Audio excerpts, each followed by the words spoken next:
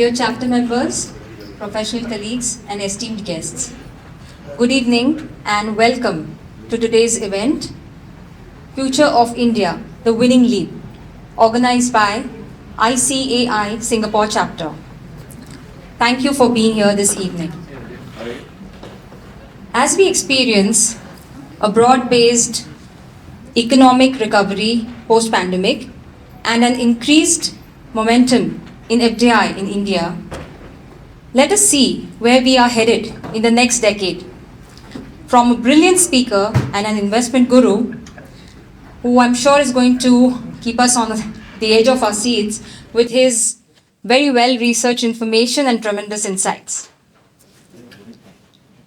A sincere word of gratitude to our patron, Mr. P. Somasekaran, and his firm, MGIN Rajan Associates, for sponsoring today's event. Thank you. A gentle reminder to put your devices on mute if you still haven't. All the questions will be taken at the end of the session, and we will have a networking dinner just outside near the lobby, lift lobby. May I now request our chairman, Mr. Ramky, to come and address the audience. Thank you. Thank you. Thank you, Farina. Good evening, dear members. Good evening to our special guest, Saurabh Mukherjea. Good evening to our special invitees, Jayesh, and all the audience here. It's my pleasure to open the session this evening. As you know, we just, a Singapore delegation got back from the World Congress of Accountants in Mumbai.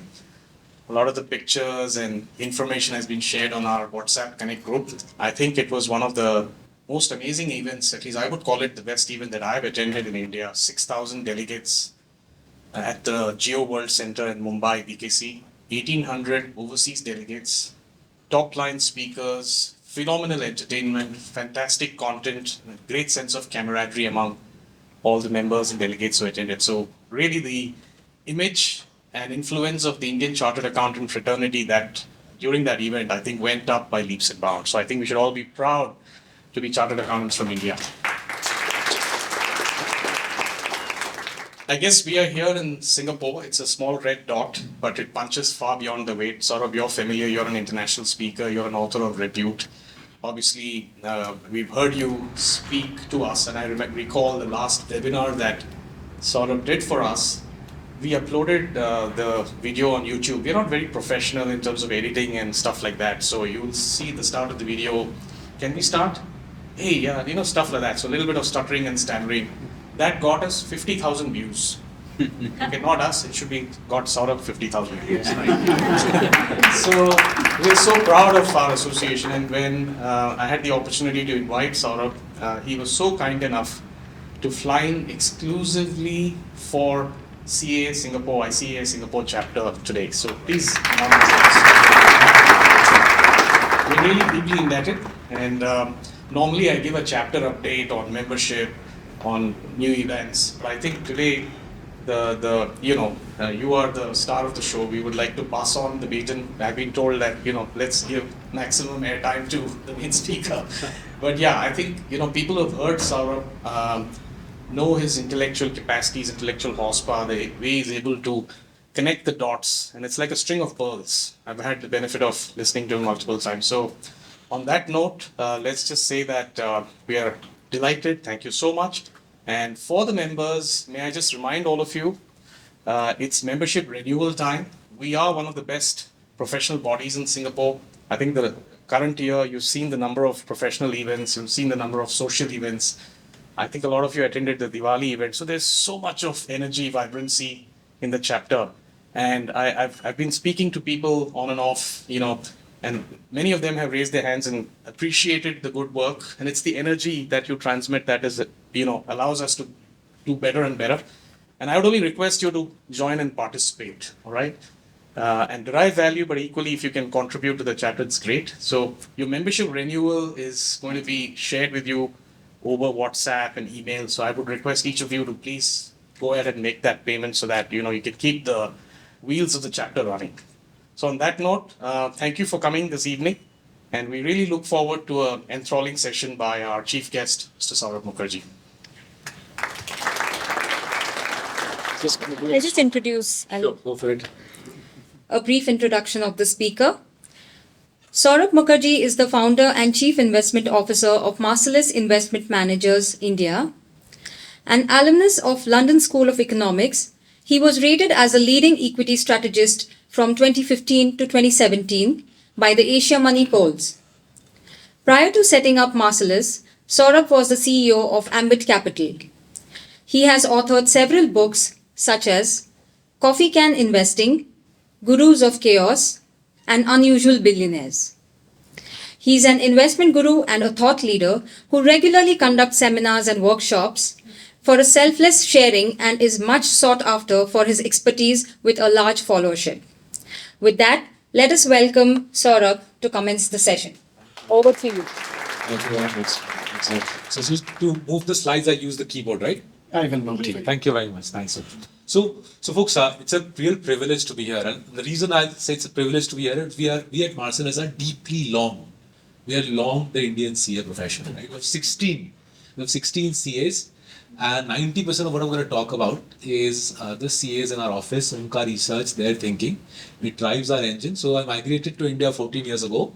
It took me 6 months to realize that one should load up as heavily on the Indian CA as possible. It's a very high quality qualification. So even as we speak, young CAs, young bright CAs are being interviewed in our office. Har saal we take 1 or 2 young CAs, and over, like I said, 14 years, we've had 16 superstar CAs.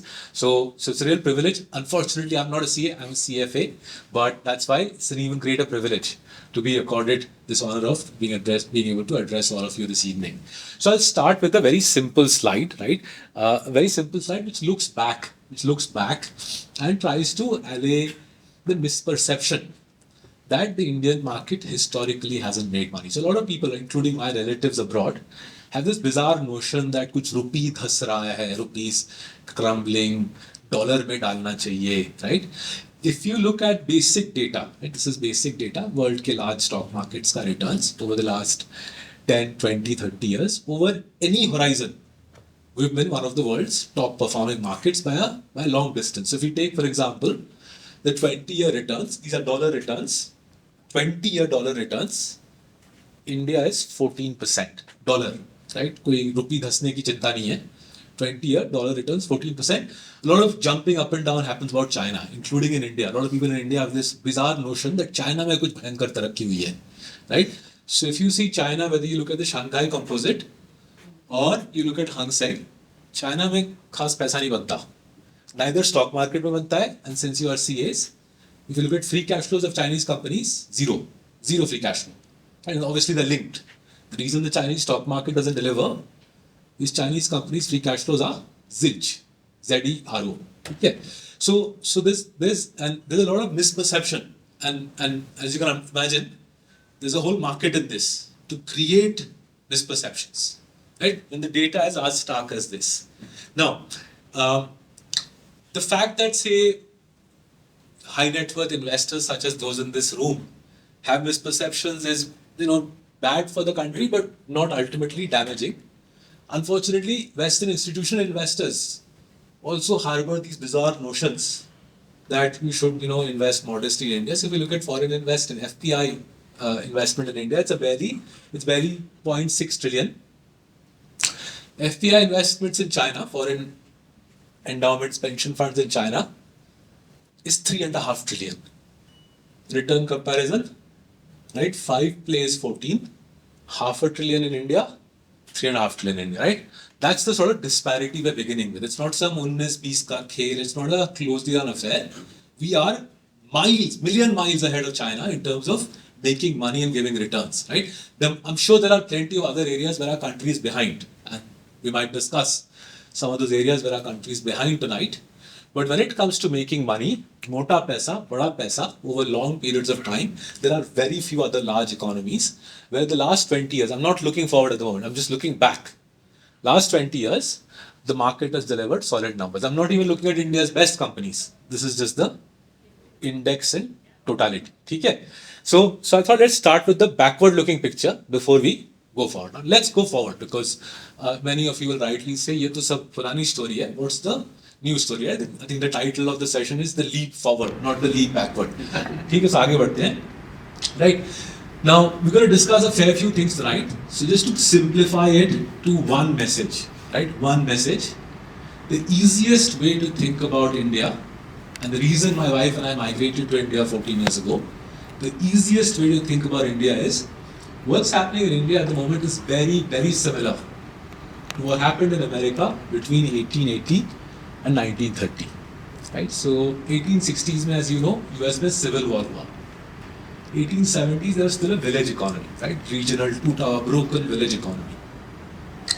1880s, they got the railroad for the first time. So east or west coast, they joined it up through railroads. 1900, they got their telegraph. 1908, the world's first mass-produced car, the Model T Ford, was launched. In the 1930s, their highway network, they call it the turnpike network, was ready.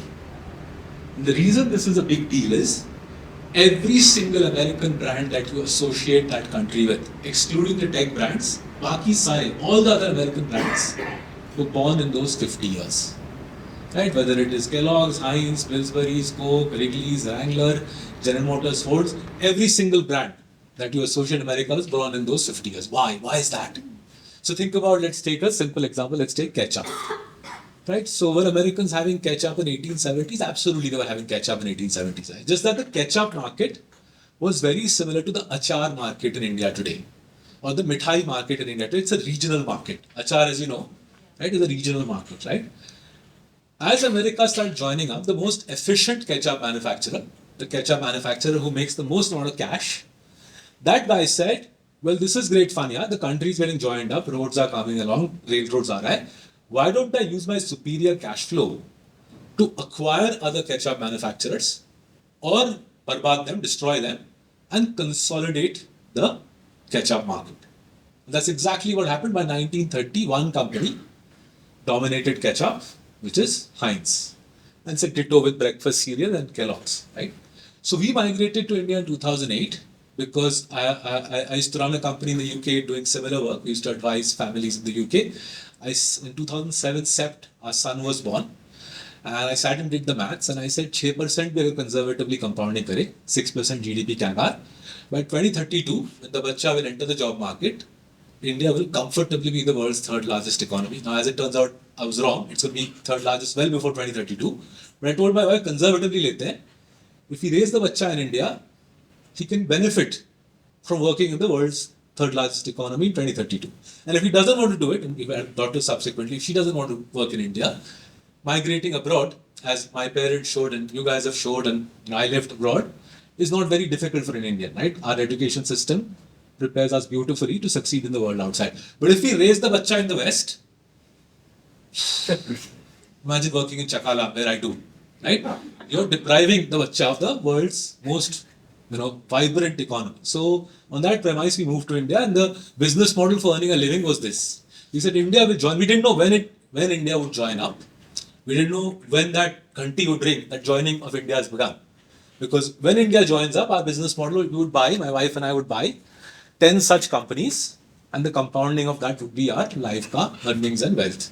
Right? So we sold our company, 11th May 2008, I got paid for selling my first venture. And we migrated that evening on BA British Airways 138. Right? You see, it's like a Rajdhani Express of our life. My parents, my entire family lives in the UK. We live in India. That's our Rajdhani Express, British Airways 138. Okay? Now, reason I'm standing in front of you is, if you move forward one slide, right? India has joined up in the last 10 years, and we're not at half time yet. So there's still a long way to go. Right? The joining up is so powerful that, as the 13th May edition of The Economist said, right, and this is an Economist edition, we played a big role in getting out. It said that not only this year, that year we're living in, for several years to come, this will be the world's fastest growing large economy. This year it's an obvious point, right? We're in December. India will do, I think, around 6.5. No other large economy will even do half of 6.5. Right? I don't think 3.5 will be a large economy. Correct? But what the Economist said is, for several years to come, this will be the world's largest fastest growing large economy. Now, these are not, the Economist is not some journalist, not some newspaper where you can, pay a couple of crores and thoda sa positive unhone coverage kar. It's not like that. These are experienced journalists, seasoned people with a lot at stake. And the Economist says this will be the world's fastest growing big economy.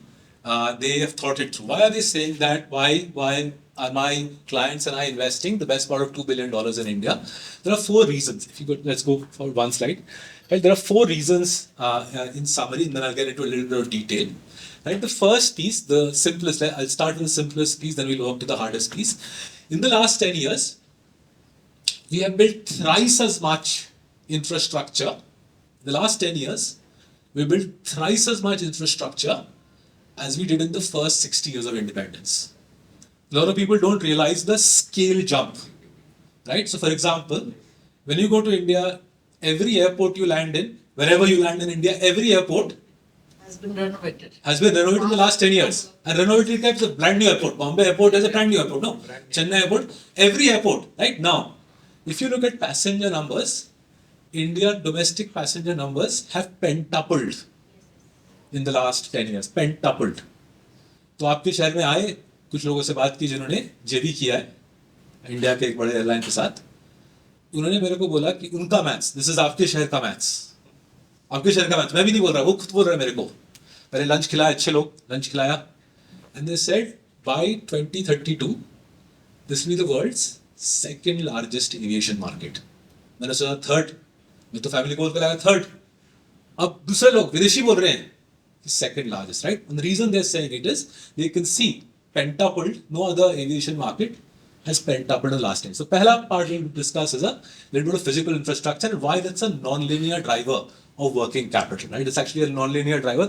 Thoda deep mein jaye. Dusra hai, we're the only large economy in the world which I have seen in the last 70 years, which in the same decade has reformed direct and indirect taxes. And the result is tax collections are growing thrice as fast as GDP, with massive impacts on a whole bunch of things, which we'll try to, some of which we'll try to cover tonight, right? Third hai, a decade ago, our banking system was as sick as a parrot, right? Several people across party lines put their careers on the line. They lost their jobs, they put their careers on the line, and they delivered what is today the world's strongest banking system for a large economy, right? Netflix series banni chahiye. Hopefully one of you will make the series. I'll give you the broad outline tonight of the Netflix series, right? Fourth, and this is the hardest piece, this is the bewildering piece. The piece that even people like us who are paid to understand can barely comprehend. The digital economy. We are by far the world's largest user of mobile data, even though smartphone penetration is only 45%. We generate more mobile data than either Europe or America.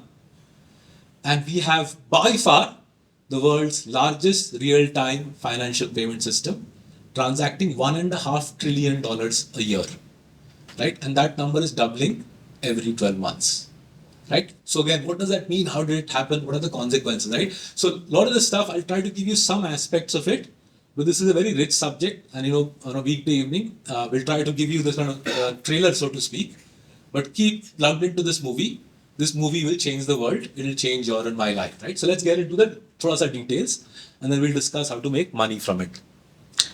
So let's start with the easiest part, right? The infrastructure piece. The superficial aspect of the infrastructure piece is visible here. Superficial in the sense, road network double ho gaya hai, airline network pentuple ho gaya hai, broadband usage is up 50x, right? Bank accounts have trebled in the last 10 years. But there's a non-linearity. There are 2 non-linearities which are worth thinking through very carefully. First is this chart. If you leave this event this evening with one chart, leave this event with this chart in your head. This is India's mobile data usage. We now use, as I said, more mobile data than Europe or America. Even the smartphone penetration is a mere 45%. Imagine what will happen to this when smartphone penetration goes to 60-70. और उसके ऊपर अगर आप AI ML डालोगे तो सोचो क्या होने वाला है. But just think about it. Why did mobile data absolutely explode in 2018? What happened in 2018? Zero. Right? Now, we will discuss some of the people later on in the session who figured out क्या होने वाला है. and who had the brilliance to figure out कि जियो के बाद क्या होगा, तो इसलिए हमको क्या तैयारी करनी पड़ेगी, right? This is the sort of intellect that the rest of the world would die to have, but thankfully we have.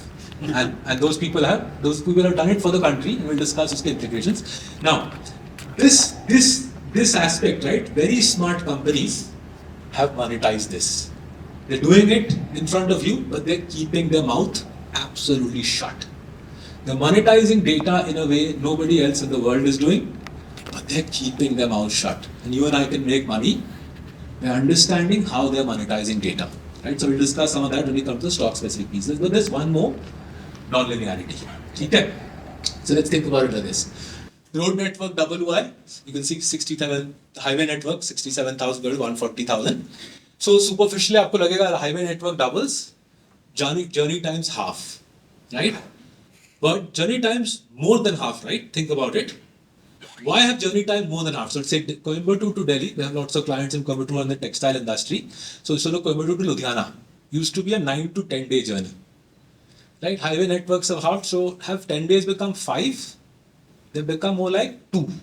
Why have they become 2? Because 2017 में क्या आया? GST आया. Now step back and think how that changes the game. So put yourself back in 2016. 2 textile companies in Coimbatore, right? One with a very smart owner, willing to spend on RFID, SAP, fleet optimization, and another with a Ullu owner, right? Low IQ owner, who says this tech check to Videshi cheese hai, I don't spend on this tech check. We run a lean, desi, Lalaji ka organization where we don't invest in tech. Both firms would have the same working capital cycle because both firms will take 10 days. Because even if you spent in tech in 2016, it didn't make any difference, no? You're going to be stopped at the state border anyway. 10 दिन तो लगने वाले, why spend on RFID and SAP? Now cut to 2022. Chalak, smart textile company, probably using 3PL now. He's outsourced the 3PL. He's got RFID tracking. He's using SAP. He's not only taking, his truck is taking 2 days, but he's probably vendor financed. So that HDFC Bank is paying for the working capital. Ullu company, low IQ company, still on 10 days. Maybe 10 has become 5. But in the old world, it was level pegging. Now, it is 9-10 days. So the easiest way to think about it is say my cricket skills. My cricket skills are modest. I used to play for my school, but that was it. So if I play with my friends in my building, it's all right. No, I don't get exposed. But if you put me in the IPL, obviously first ball, my leg stump will be blown out of the ground. Because when you expose me to a higher level of skill, I'll be found out wanting in my cricket skills. And that's what's happening to millions of companies, right? As you change the infrastructure, the game changes completely, even if none of the other things that we're going to discuss tonight. Suppose none of the other stuff happened, just GST and the infrastructure networking and the rise of this changes the operating environment. It separates the men from the boys, the women from the girls, right? इसका result क्या है? Result है 8 lakh companies are shutting down every year. Official data. 8 lakh companies, दुकान बंद, right? Unofficially, I think more like 30-40 lakhs are packing up every year, saying not हमारी बस की बात नहीं है. We don't have the skills for this. ठीक है, आगे बढ़ते हैं. Right now, let's come to the tax piece. So September 2019, FMG, Nirmala Sitharaman ji, she cut the tax rate, corporate tax rate. She cut September 2019. She cut from 35 to 25. Yes. And yet today, tax collections, direct tax collections to GDP, direct tax collections as a percentage of GDP are hitting an all-time high. Now, I studied fiscal policy at the London School of Economics. No country has ever seen this. You cut the tax rate by a third, and within 3 years, collections go up as a percentage of GDP to an all-time high. So we got lots of very smart people in this room. How did this happen? Why has a reduction in the tax rate driven such a sharp jump in collections? The answer lies in GST, right? GST has been constructed very, very cleverly, right? I've studied indirect tax systems in many countries. This is a very cleverly constructed system. Let's take our example. We as Marcellus obviously pay tax, right? So when we collect revenues from clients, we pay tax to the Bharat Sarkar. But the Sarkar says, देखो Marcellus, you report your suppliers, you'll get a rebate. So we report all our suppliers faithfully, and our rebate is so high that net tax payment is basically close to zero. But our suppliers, when we report our suppliers report their suppliers, and their suppliers report their suppliers. There's a cascade downwards, right? Which is why GST collections, indirect tax wala bhi rising. But once the GST man or GST woman finds that आपने GST नहीं भरा, first though you pay GST, then they say दिखाओ बस TDS में are you paying tax? तो वो भरो. Now show me on PBT on profits are you paying tax? तो वो भरो. And now show me on your personal income. Are you paying tax? तो वो भरो. And once you paid all these taxes, if you do the basic maths, it's basically a business with 25% operating margin will become 0% operating margin, right? And as a result, as you were saying, best part of 30 lakh companies are saying, let's pack up, yeah, there's no point doing this. So I went to school in Delhi in the 80s with 50 other kids. 10 of our parents paid taxes because they were in salaried jobs. 40 sets of parents didn't pay tax, right? They were running restaurants, jewelry shops, hotels, right? And their business was basically tax arbitrage. So I kept telling my friends in Delhi from 2013 कि बस दुकान बेच दो, factory बेच दो, working capital निकालो, give us the money at Marcellus and you play golf all day. Because you're not going to be able to hack it, boss. तेरे पास technology नहीं है, तेरे पास skill नहीं है. Pack up, give us the money and move ahead in life. Right? You know, buy a holiday home in Nainital, whatever, right? Take it easy. Dubai में चले जाओ. Right? So 2017 onwards, एक के बाद एक, my friends are selling out, right? And those of you who have relatives in the business community will be seeing the same thing. Either you become a smarter, technologically oriented company, or you pack up. Now, because of the sheer scale of it, as we are discussing, 8 lakh are formally shutting down, probably 30 lakh are informally shutting down.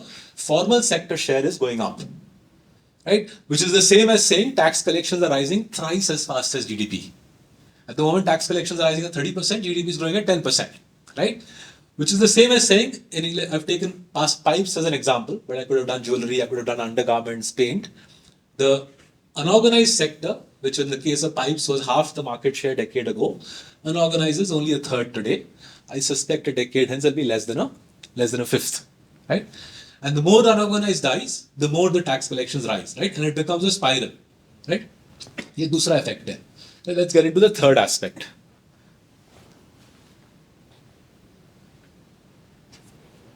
So the banking system for any country, right, is the heart of the economy. So what the heart does for a body, which is pumps blood around, banking system pumps credit, pumps money around the country. As everybody knows, between 2007 to 14, we gave $800 billion of power and infra loans. To simplify the story, half of that money disappeared.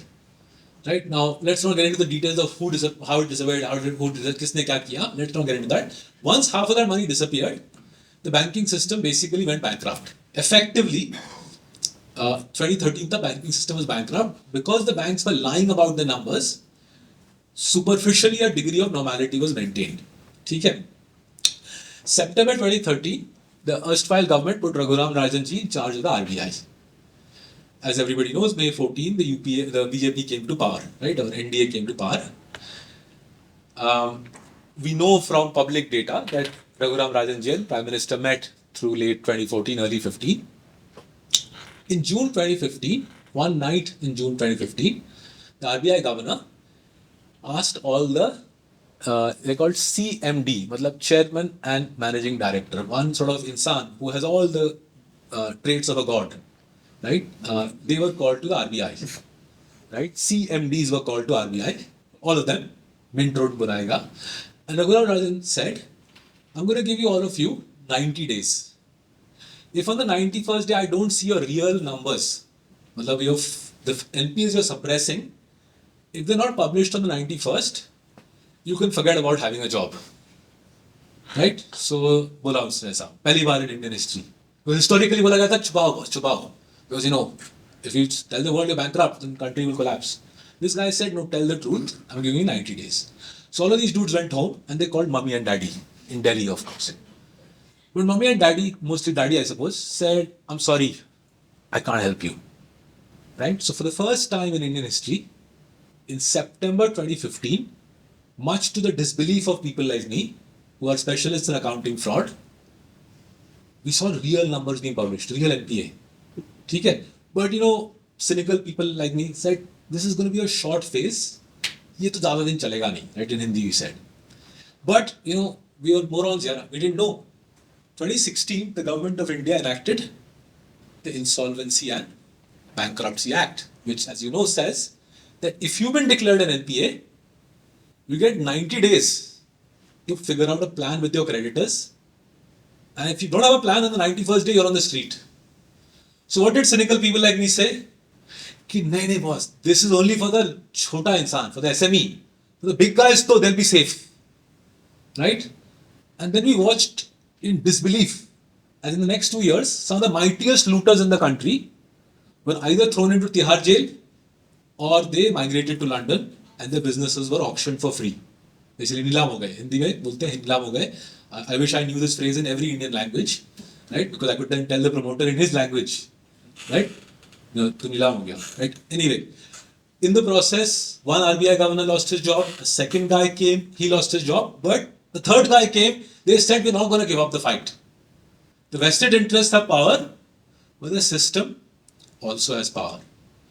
And once the cleanup was done, the cleanup, by the way, is here, stressed assets at a 15-year low, at a time when China states its NPAs as a percentage of GDP. Right? A country is in trouble when they state NPA as a percentage of GDP. At a time when China states NPA as a percentage of GDP, we genuinely have a pretty healthy picture on stressed assets. But then started the work of repairing the damage, right? If you have $400 billion blowing up, you have to obviously put the money back in, right? Martians are not going to come from another planet and recapitalize. So between government of India and stock market, we recapped the banking system. Best part of $200 billion went into recapping. And the result of that is capital adequacy. For every 100 rupees of lending done by Indian banks, 70 rupees of share capital. That is the highest ratio in the world. Why is this a big deal? Why is this a big deal? The US 10-year bond yield is 3.5%. A US 20-year home loan in America, your friends and my friends are paying 7.5% for a 20-year home loan.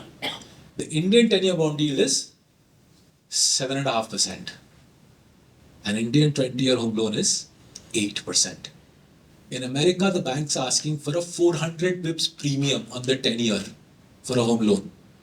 In India, the banks are saying 50 bips is enough, right? The maid who cooks for us, the guy who cleans for us, unka washing machine, unka ghar, unka gaadi is getting financed by the banking system because the banking system no longer has to finance the looters who are sitting in Tihar jail, right? It's a massive change, and it's a change which makes a difference to people, their lives, and it makes a difference to the companies that we invest in because the companies can sell to my maid, right, the stuff which goes into a house, which is paint, adhesives, pipes, right? So we earn, my maid gets a house, the banking system earns, the only fellow who's a casualty is in Tihar jail or London, right?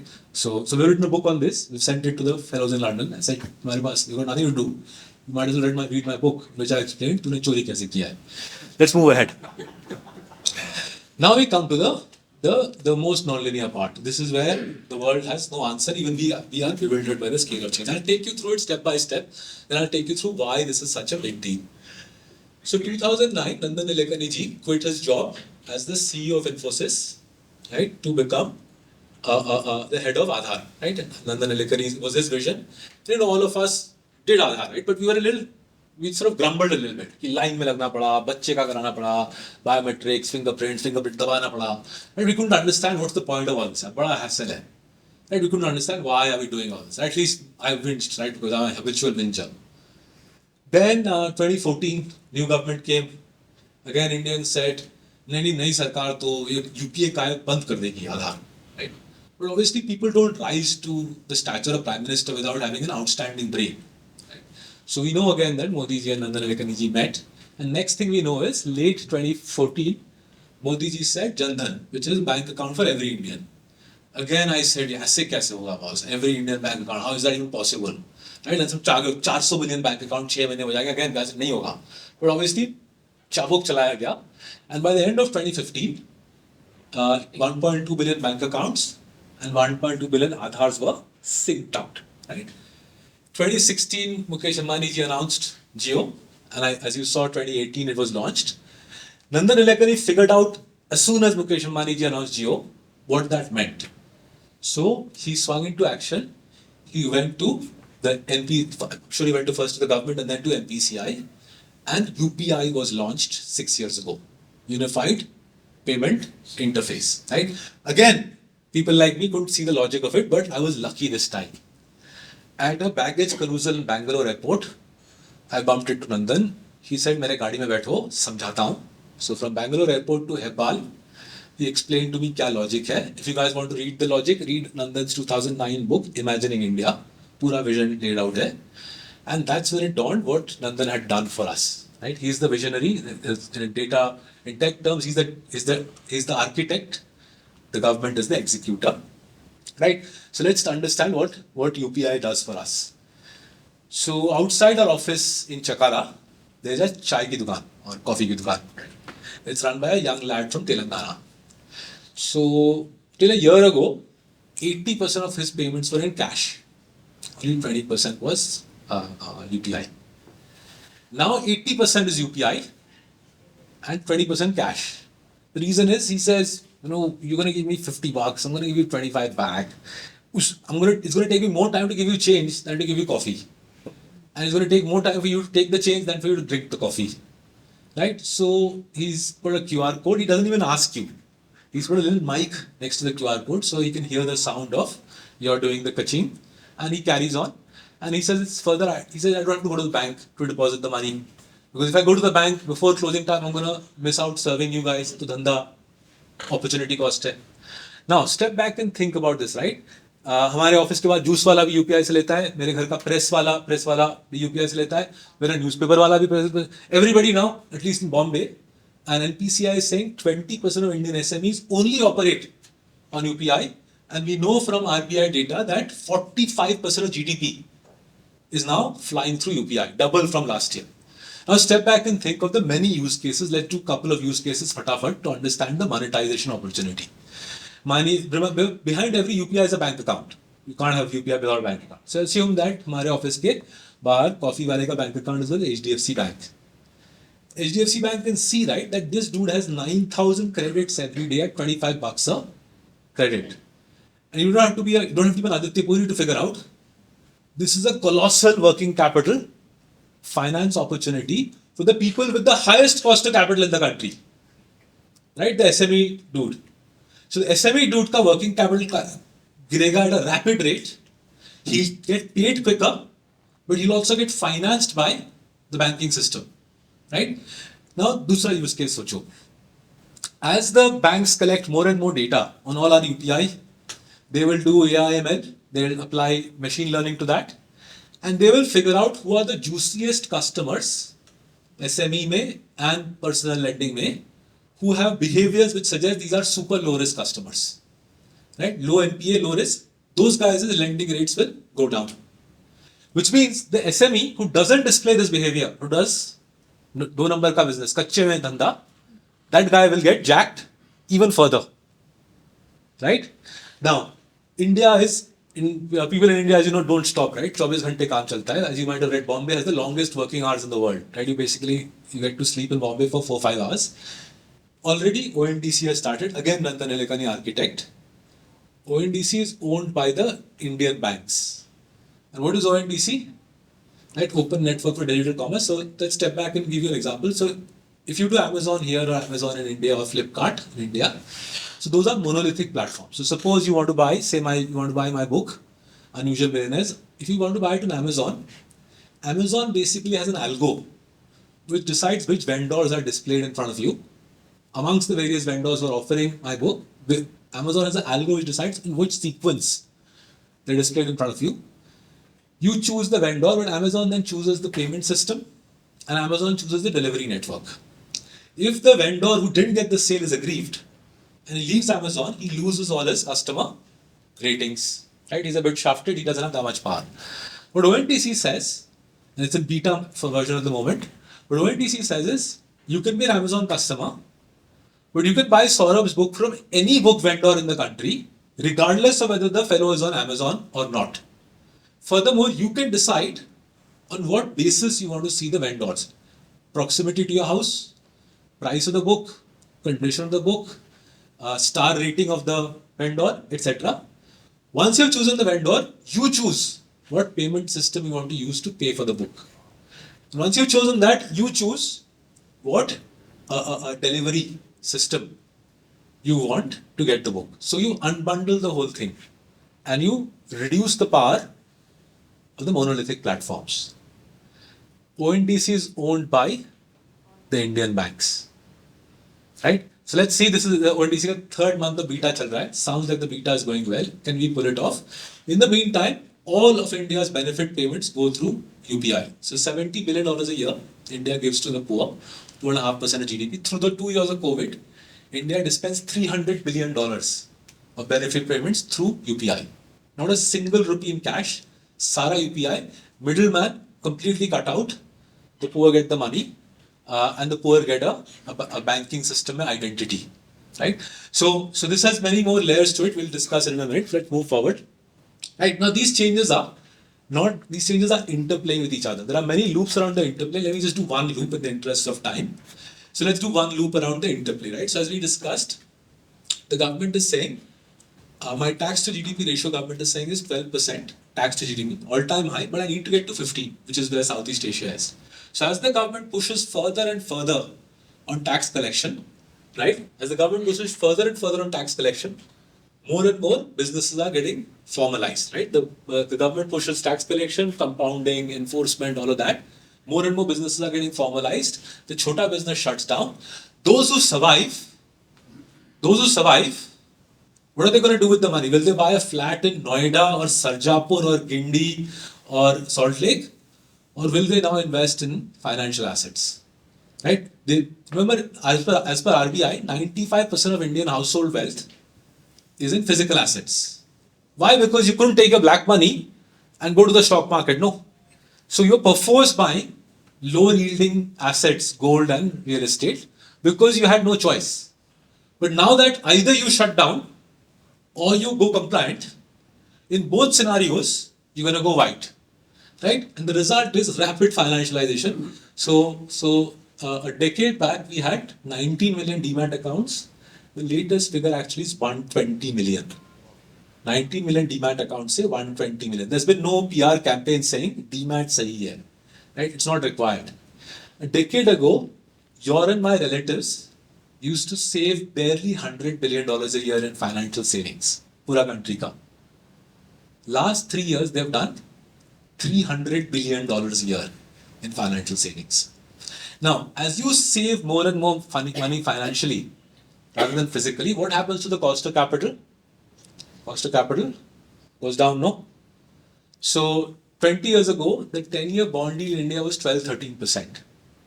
Today, the 10-year bond yield is 7.5%. Notice what's happened in the last 12 months. The US 10-year bond yield has doubled, more than doubled.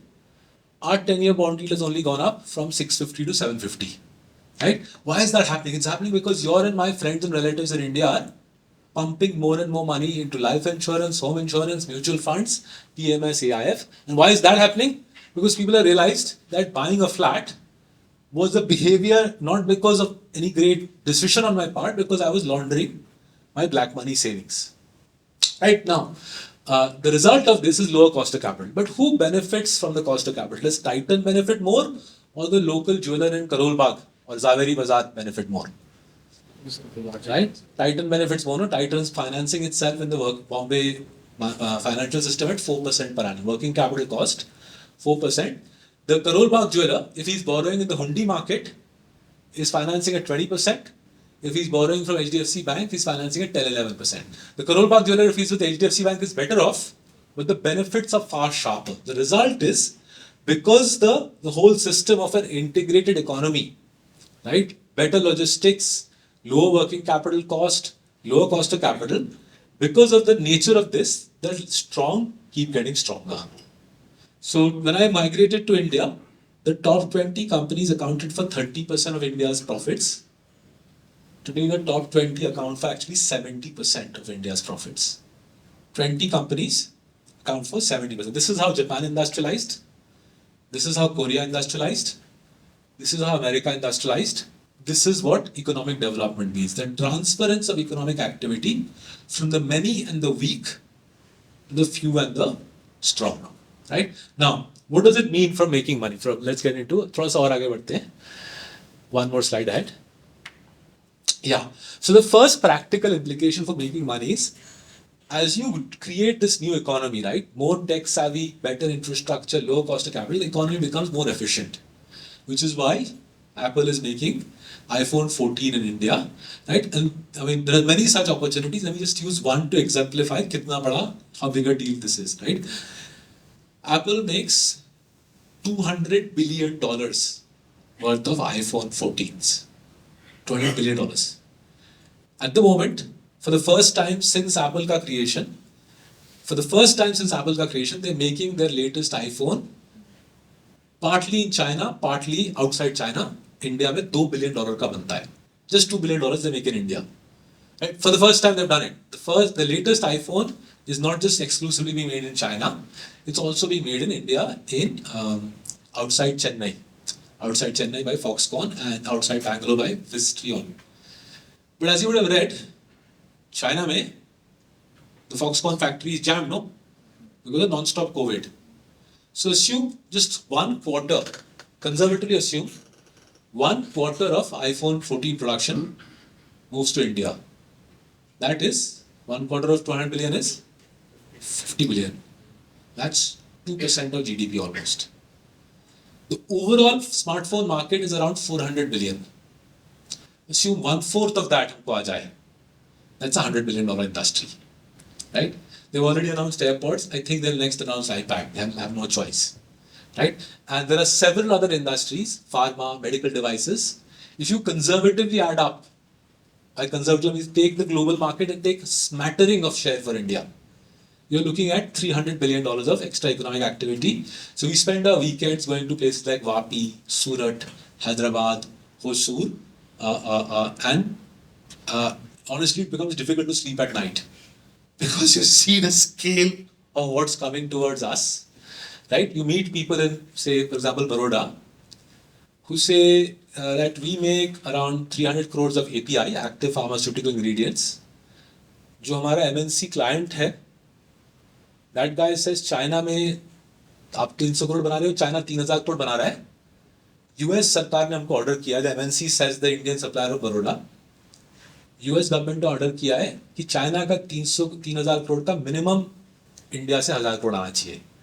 सो बरोडा वाले dude को दे से triple your production yesterday morning. And the Baroda wala dude says, can you help me get land? पैसा तो मेरे पास है, can you help me get land? You know, there's only so much we can do. So we say, you know, best of luck. Double कर लीजिए, triple ना हो सके, right? And if you go around India today, you will meet many such people who are being asked by the Apples of the world, the Western pharmaceutical companies, the Western medical device equipment makers. They're being asked to say double, triple as soon as possible, right? We don't care आपके पास क्या है नहीं है. You want money, we'll give you money. You want tech partnerships. So next year, we're working on launching a fund to help such companies, right? Looking for clean companies who are going to capitalize on these colossal opportunities. ठीक है, आगे बढ़ते हैं. Sorry. So मैं 2 example देता हूँ actually about how much money you can make and I can make from this. So let's take this example, right? So this guy, GMM Pfaudler, they're the largest manufacturer of glass-lined reactors in the world. So these are basically giant coffee mugs. So think about your breakfast coffee mug and scale it up from the floor to the ceiling. And inside that, pharmaceuticals are boiled basically. Your dawai is made inside these ceramic reactors because if you make it in a metal vessel, the metal will corrode and mess up the dawai. So I first met these guys 4 years ago. They were $200 million. They were based in Lower Parel and had a factory in Gujarat. One factory in Gujarat, one factory office in Lower Parel. So I saw the annual report. I saw 25% ROC. I saw cash flow. I checked that the promoter thought rationally. So first thing to check is chor hai ya nahi. Second to check dimag hai ya nahi. Right? Could be chor but stupid, then no good. Chor hai ya nahi. Dimag hai ya nahi. Intelligence hai ya nahi. And third, check dominance hai ya nahi. Right? Does he have a monopoly Shakti? Does he have a Bahubali Shakti? Where he can charge whatever he wants basically. Never invest in a company which sells cheap. Right? Cheap doesn't make money. I mean, good for us as a customer, but cheap for you as a shareholder is an epic disaster. So I went to the factory in Gujarat and I saw lots of land. And as I approached the place where they were coating the metal vessel with a specific spray, which is the ceramic spray, they said you can't go any further than this. वहाँ पे spray हो रहा है. यही सब देख सकते हो. That spray is proprietary. So I called up 3 pharma companies. They said हाँ बस proprietary है, and we are willing to wait even 12 months for that vessel. Because if that vessel has even a hairline crack, we'll have to replace the vessel, for which the factory will shut down for 8 months. So we cannot take any chances with that vessel. No discounted vessel is not required. We just want that vessel. GMM Fodler का ही चाहिए. ठीक है? So I said, ये तो सोने का खजाना है. जितना खरीद सकते हो खरीदो. We went back to the office and said, जितना खरीद सकते हो, whatever we could buy, we bought. Then we went to see them again in 2019. And we said that, look, dude, I mean, you were doing such a good job in India. This Fodler dude is in Germany. But basis what we can see, all the money though you're making in India.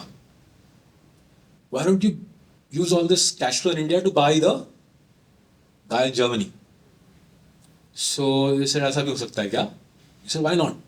You're making all the money, सारा पैसा तो यही बन रहा है, right? They got the technology. Fodler created this technology a century back, by the way, right? So the backpack में जो spray है, the chemistry is theirs, but the धंधा is in India. The demand is in India. So August 2020, they announced, the Indian entity GMM announced the takeover of the German entity. Right? So we bought at $200 million market cap. At this juncture, it hit $800 million market cap. So पैसा 4 गुना बना. And stock rocketed. People just went berserk in our country. So we actually sold a bit because people went completely irrational in India. So this is a challenge in our country. People think with their hearts, not with their heads, right? So we did the maths and we figured out the acquisition will result in profits growing at 50% for several years. Because what will happen is, you'll get the orders in Europe and America, but you no longer have to make it there, right? Since the German entity is now an Indian entity, is the same. So you make the whole thing in India. अब order लोगे वहाँ पे, your technology is Western, but your fabrication will be in Gujarat and Ahmedabad, right? Sorry, Gujarat and Hyderabad, I'm sorry. And that's exactly what's happening, right? They've got 12-month waiting list now. They've got business in America, in 2 European countries, in China, but the manufacturing increasingly in India, $1 billion market cap. ये रुकेगा नहीं, ये चलता रहेगा. And there are hundreds of Indian firms like this, which some of which are in our portfolio, some of which we are running around to find. Small company, world leader, 55% global market share. This company, Garwari Technical Fibers, $7 billion market cap again, 75% global market share in salmon fishing nets. 75% global market share in salmon fishing nets. Next, they're attacking sea bream ka fishing and sea bass ka fishing. Right? So these things, right, creating world leaders is not possible if the economy isn't efficient. Where we are increasingly world class is knowledge intensive, capital light manufacturing. We cannot win in labor intensive stuff. T-shirt, juta, jacket. That'll have to be Bangladesh, Vietnam. Pharma, IT services, these sorts of things which are effectively engineering packaged inside a product, we are killer at. Right?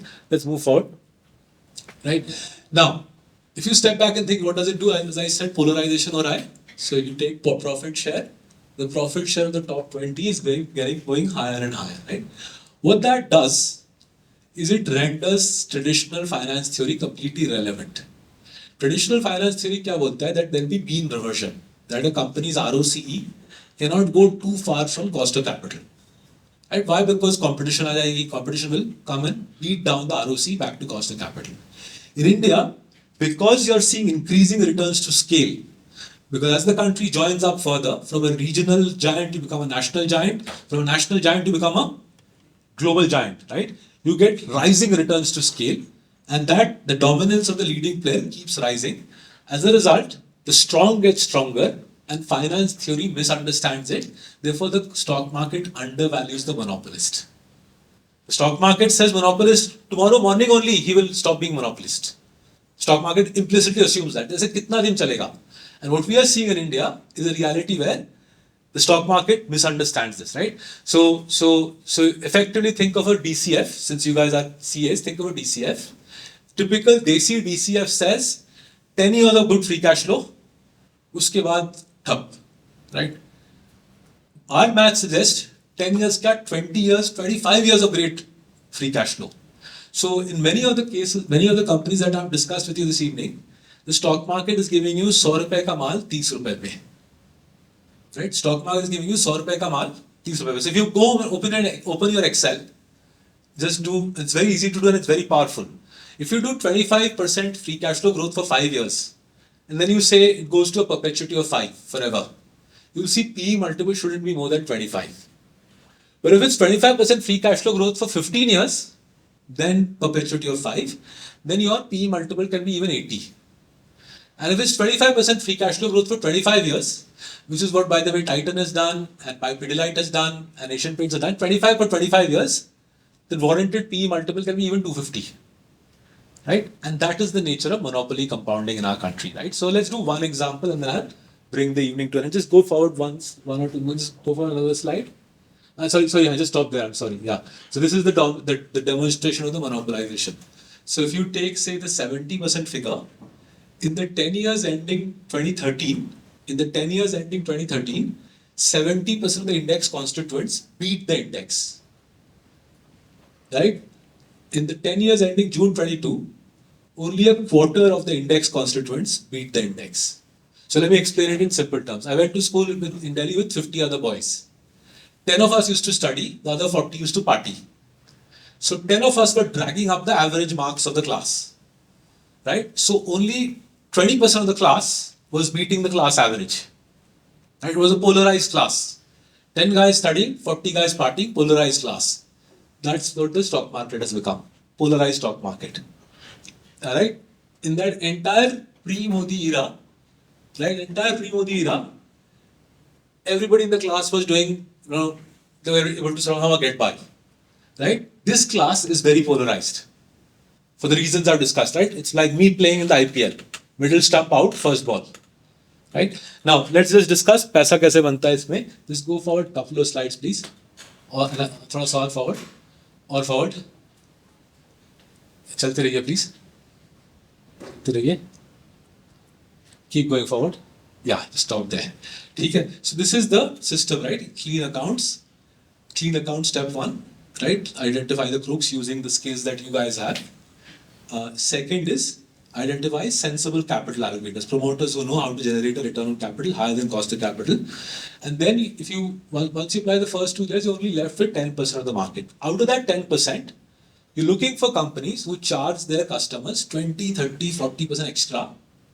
And the customer says, I only want this extra premium wala company ka products. I don't want sasta company ka products, right? Anybody who's used an iPhone understands that, right? But let's discuss a big Indian example. A company whose products I think most people in the room would have experienced at least once in their life, right? So India's largest jeweler is Tanishq. Tanishq ka making charges. Tanishq's secret is very simple, by the way. I'm going to give you a world exclusive. The secret is their making charges are at least 30% higher than any other jeweler. Yes. Right? Now, if your making charges are higher, obviously your return on capital is higher than any other jeweler. Typically, it's around 35%. The surplus that Tanishq or Titan generates, therefore, is 35 minus 15. 15 being roughly cost of capital. They take that surplus, 20% capital surplus, and they pump it back into the dhanda. And the capital employed grows at 20%. Their free cash flows in the last 20 years have grown at 30%. The share price has grown at 30% for 22 years, which means in the last 22 years, they've created 350x returns. Right? In your and my lifetime, in your and my career time, not even lifetime, Tanishq has given you, Titan has given you 350x. Okay? Now comes the hard part. Right? By the way, does anybody know the name of the CEO of Titan? So one simple way to identify great companies, if you know the name of the CEO of the company, almost inevitably the fellow is not going to make you money. Right? Because all the people who really make money in India keep their mouth shut.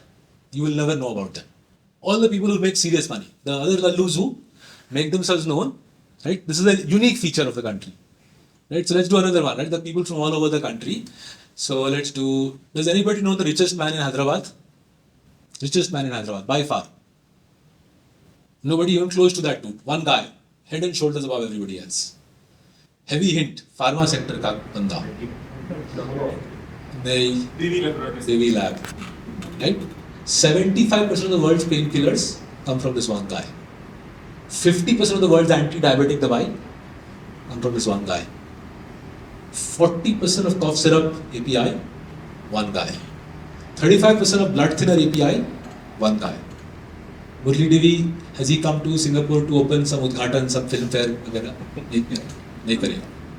Right? The reason I call these people unusual billionaires. Anybody who makes serious money in India will not be at all known to the public. He will not come on TV, not in the press.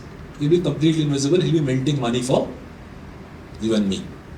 Right? So let's get back to Titan. The CEO of Titan, his name is C.K. Venkat. C.K. Venkat is the name of the CEO of Titan. Okay, now, Titan's secret, simple, charge 30% extra. But have you seen any other jeweler saying, I'll also charge Saurabh better half 30% extra? Nobody has done that. No, it's so simple. Why don't other people do it? Or, why don't they go to my better half and say, ma'am, we'll be discounting Titan, 30% cheaper than Titan, same quality. We have neither seen the imitator nor the disruptor. Why haven't we? Right? Now this answer, the management ain't going to give you.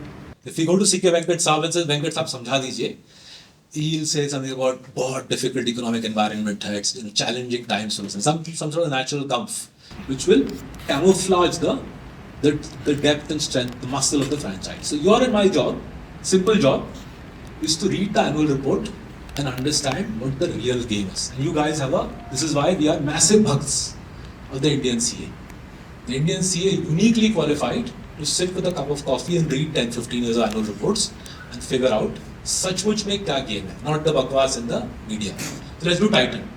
You open the annual report, first thing that strikes you is that their working capital cycle is roughly 100 days, same as other jewelers, but their cost of funding is 4%. Other jewelers, as we discussed, they're borrowing from the banks at 10-11 or in the hundi market at 20. Why can Titan borrow in the Bombay money market at 4%? Why can't others do it? Borrowing from the consumer. Borrowing from the Bombay money market. Why can Titan borrow from the Bombay, this is called the CP market, the Bombay commercial paper market? Titan gets money almost at the same rates as Government of India. Why is that? Hanji? Less risk. Why less risk? Why? Brand. Whose brand? Tata Sons. So Tata Sons is a big shareholder. Who else is a big shareholder? Equally large shareholder in Titan. Tamil Nadu Industrial Development Corporation. Between the two, they own 60-65%. Lending to Titan is tantamount to lending to Tatas and Government of India, Tamil Nadu government, right? Hence, very low cost of funding. Now, immediately you can see one jeweler at 12% cost of funding, another at 4%. The CA and you will know the game to yahin pe khatam ho jayega. But don't tell the other jewelers that. Let them struggle it out. Okay? Then you carry on with the annual report, right? You notice that the top management in Titan, not just today, but the last 20 years, is India's creme de la creme, top talent, IIT, IIM superstars. So a lot of people told us, how does it make any difference here? This is jewelry, this is not portfolio management. Why does it make any difference, right? So for those who ask these questions, all you have to show them is the wedding season in India. Wedding season is like the slog overs of the IPL. Sara kharcha वहीं पे होता है, right? Non-wedding में तो ladies spend 50-60,000, wedding में 10 lakh 20 lakh भी कम होता है. ठीक है? So notice what happens in the wedding season. As we get into the wedding season, now roughly about, Titan will launch Gujarati collection, Marwadi collection, Marathi collection, Bengali collection. Every demographic will be catered to with a brand new glittering collection. India's top designers will be hired to make it. India's top models and actresses will front it. Media space will be bought. To buy media space, that's locking up working capital. Who has the ability to do this? Only one jeweler. So they use their working capital muscle and their intellectual muscle in a way so that they absolutely pulverize the competition. If you want to do this in your business, there's a lovely book called The Crux. The Crux naam ka kitab hai, which teaches you and me to use our competitive muscle to completely flatten the opposition. Titan does it perfectly. All of this stuff they've been doing till for many years. 2017, as I said, they realized the GOPs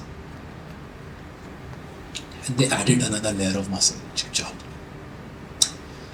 2017, they spent 500 crores buying a business in Chennai called Carrot Lane. From Mithun Sancheti, who still runs the business, Mithun owns 30% now, Titan owns 70%. They bought Carrot Lane. So morons like us called up saying, sir, aapne kyun liya? They said, nahi, aisa bhi digital chal raha hai, hum bhi thoda digital mein naha rahe hain thoda sa. So we realized they're not going to tell us, right? So we got to work ourselves. And 3 years ago, we figured out what they were doing. So the part of the credit goes to my then 10-year-old daughter, now 13. So she said 10 years ago, let's buy a present for mama. And she said, I'll take you. So she took me for my first ever Carrot Lane visit. So for those who haven't gone to Carrot Lane is a really chota sa shop. Carrot Lane shops are 600, 700 square feet, really tiny shops. Right? Whereas Tanishq is sometimes 3-story. Carrot Lane is very compact. Second thing I noticed was there are very few items, very few SKUs in the dukaan. So I was a little perplexed. There is itna chota sa showcase. What sort of jewelry shop is it here? So there were five sales assistants. One of the ladies came and asked us, can we help you? Can I help you? My daughter said, we're looking for earrings for my mama. So the lady said, look at my iPad. And she showed us thousands of designs on her iPad. And after half an hour, my daughter chose a pair of earrings for her mom. So the Carrot Lane lady then said, now that you made your choice, we'll get this made. You can pick it up from our store 3 days hence. Or if you want, we can deliver it to your house. So I picked up on that. I said, what do you mean we can pick it up? Do you not have it in your store at the moment? She said, no, we don't make this. We have 350 outsourced jewelers. They're going to make this stuff. It's our design. It's our quality control, but manufacturing will be done by third party. So I said, theek hai then. I stood up to say we will come back in 3 days. But as I was turning around to leave, she said, would you like to pay by cash or card or UPI? How do you want to pay? So I said, ma'am, you're not making it anyway. No, somebody else is making it. And if I pay you now, you're not going to pay them turant. You're going to pay them at your leisure, maybe 100 days later. So you'll sit on my money, you'll have a float. And why should I finance your business? Right? You're Titan.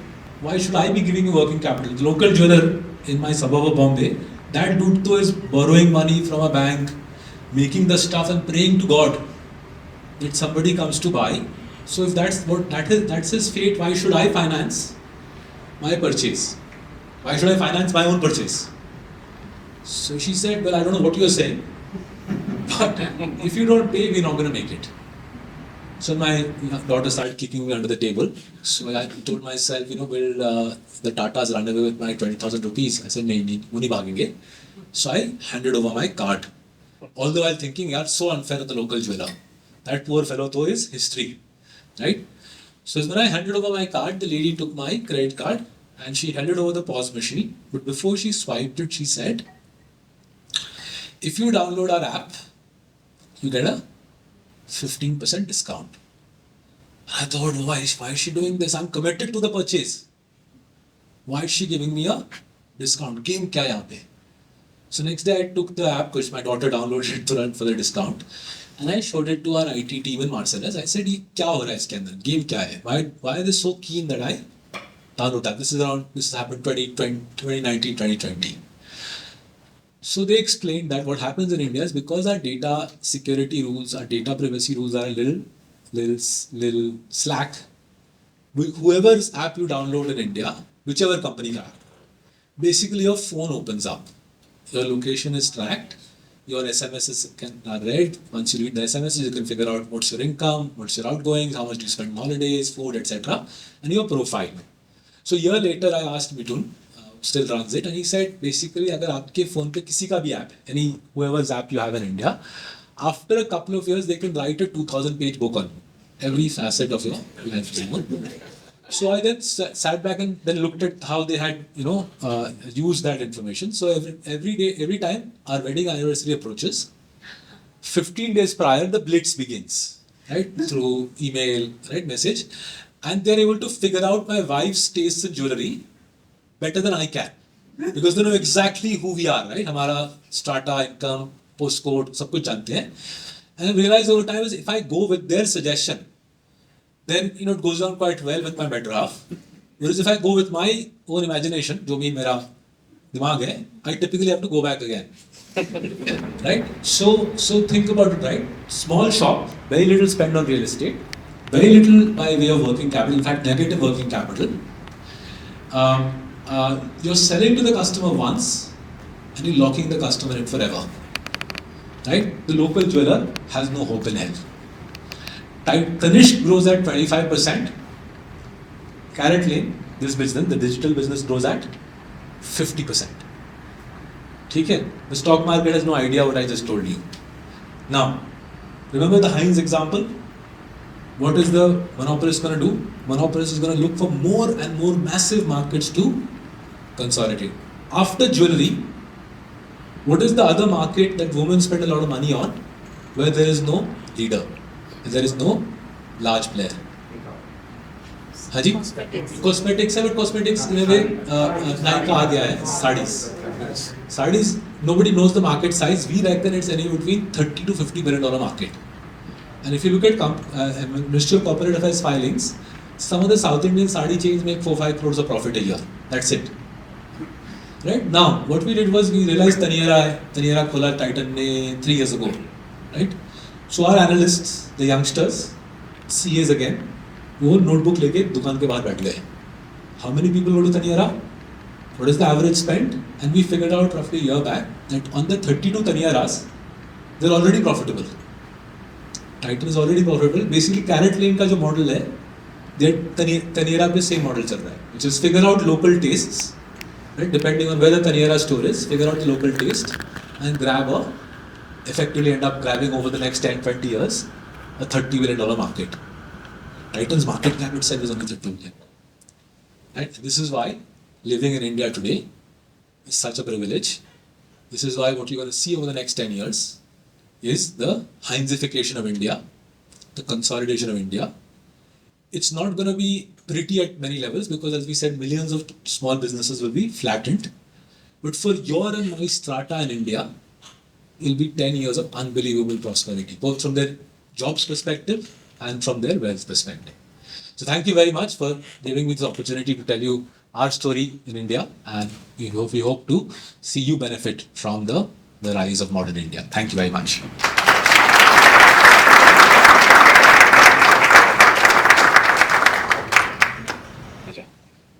We'll now have the Q&A round. So if you all have any questions. Saurabh, thanks for the session, really enlightening. Question, given that where we were 10 years ago, where we are today, what are the risks which we would be looking at, which can stop us to achieve what you laid out, Heinzification in the next 10 years? I think lovely question. I think the main risk is none of this, right? None of this, what we are seeing in the country, none of this creates a lot of jobs. So if you take, say, let's take an example, Titan could be an example, let's take HDFC Bank. HDFC Bank's share of Indian corporate profits was roughly 1% at the turn of the century. Now it's going to be close to 5%. Thank you very much, sir. So HDFC Bank's share of corporate profits will end up being close to 5% once they consummate the merger with HDFC. Right? So if in the last decade alone, HDFC's profits would have gone up 8-fold, 9-fold. But their headcount has gone from being 60,000 to 110,000. Right? So basically what we are seeing in our country is people who don't have at least a class 10 qualification, they have no stake in modern India. So even to become a car mechanic now, you need a class 10 qualification. So labor force हमारी 500 million है, roughly 200 million are having a great time. Another 300 million, they're basically on that dole, that $70 million a year. Now, if you were an optimist, you would say you sit in a village and you collect, so 300 million is roughly, 300 million people is roughly 70 million families. 70 million families को $70 million दे रहे हो, $1,000 per family per year, 80,000 rupees. So the optimists here would say, 80,000 is fine, no? He can sit in his village in Tirunelveli or wherever, interiors of Bengal, and watch IPL all day. That's what the optimists can say. But those of you who worry about India can say, why will they sit in their village in the countryside and watch the rest of us live a first world lifestyle increasingly? And that's where I think you have a pressure point which I don't have an answer to. Right, as to how do we create jobs in an era where the mechanization and automation necessarily means we don't need jobs, right? And there's another flip side to it, the ulta point. Last 3 years, we've created 10 million jobs a year in this sort of social economic strata, right? So white collar jobs, hospitality, travel sector jobs. But India has only 5 million graduates passing out every year. You're creating 10 million jobs a year. You have 5 million graduates. It shouldn't surprise you that chartered accountants are in short supply, lawyers are in short supply, programmers are in short supply, pilots are in short supply. Anything which requires skill, we don't have enough of. So we have a double challenge in the labor market. Unskilled, we got 300 million people running about, living on dole. And skilled if you graduate from, say, the National Law School in Bangalore or the OP Jindal School, a young lawyer is earning 24 lakhs at the point of graduation because lawyer nahi milta. Right? We do CA recruitment for 14 years. I've never seen the CA market so tight as I'm seeing this year. So some of the CAs who are interviewing with us, they say, do we have to come to office every day? So I say, well, what is the other? With any other place, though, I don't come to office, I work from home. He said, I don't want to come to office. I'll work from home. So a lot of other people we meet, they say, no, as soon as somebody tells us to come to office, we turant resign. Because we go back to my native place and I work from my native place. And I'm not making this up, this is like real India, right? So I'd gone to some other corporate client, they had invited me to address the executives. So I addressed the executives and a young lad from HR in that company was taking me to the cab. So I asked him, "Pehle aap kahan the?" So he said, I was in prestigious company, L&T में था. So I said, आप L&T छोड़ के यहाँ पे क्यों आ गए? He said, नहीं, L&T में they don't let me work from home here. So I said, यहाँ पे I work from home 4 days a week. I'm really happy here. So it's a very different world, right? Because the labor market is so tight. So we'll have these both challenges, and I don't have an easy answer for you as to how we'll surmount them.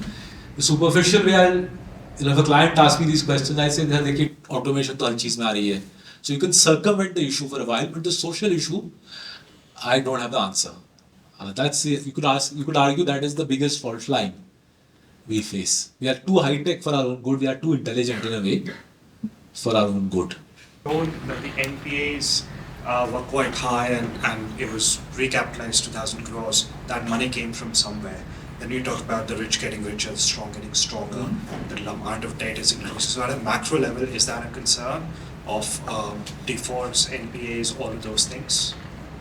So see, at the moment, the default NPA piece is not an issue because, as I said, you had the stress cycle has hit a 10-year low and a 15-year low. Secondly, because of all these data capabilities, right, for the better run banks, for an HDFC, Axis, Kotak, ICICI, even SBI, for the better run banks, they're using so much analytics now that they're able to price lending pretty well. And if you look at sales of first point is done a lot of flushing out. Second is use of Microsoft Office is helping smart banks Dell grow their loan books at 25% and keep NPAs low. You see that The third facet has been that the suggesting old that style, corporate India is heavily loading up capex, which is on power intellectual plant, property style steel capex, plant. That is which actually the government doesn't secondary classify as driver. capex. Increasingly That capex was an accounting is, issue say, launching launching the an banking app, system doesn't finance spending that. more on People who are R&D, financing all of this intellectual property doing capex training are for people,